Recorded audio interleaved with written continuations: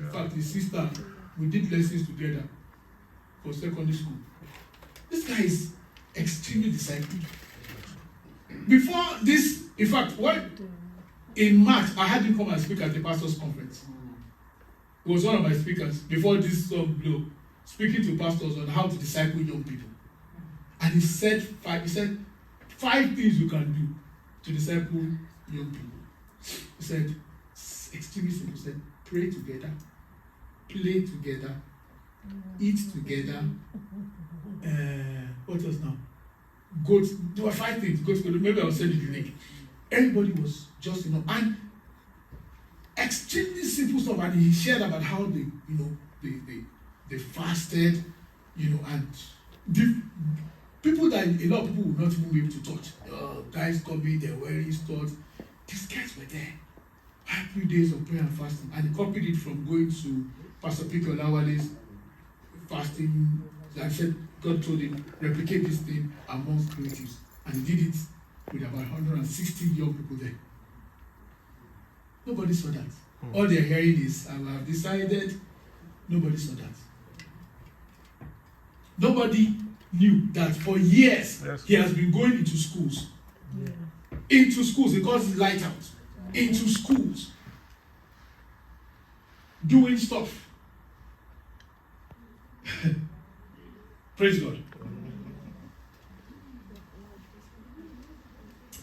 Another thing I would say, which is closely related, God's agenda is bigger than our personal bias.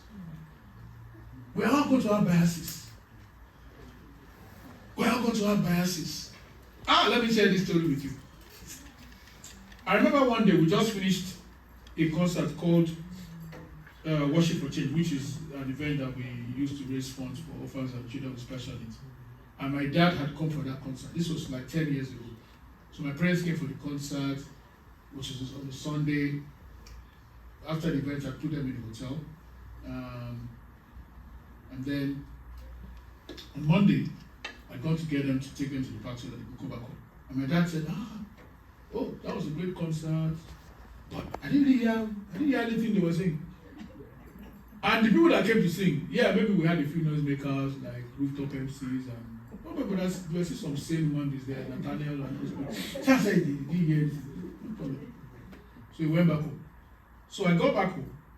My daughter, at the time, she was still in high school. She was a public audience, so she was doing dishes in washing the dishes in the kitchen. And my wife and I were seated in the living room. So my daughter had one earphone in, one out. And from where we were hearing. So my wife said, who are you listening to? What music are you listening to? My daughter says, I'm listening to Lecrae. My wife says, who is Lecrae? You can't listen to Don Muen?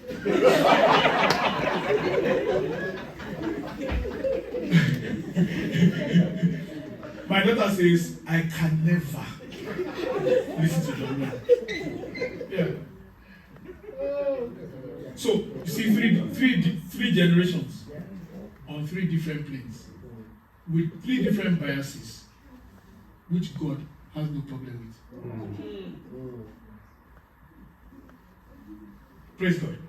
Which God has no problem with. So, in fulfilling your call, sometimes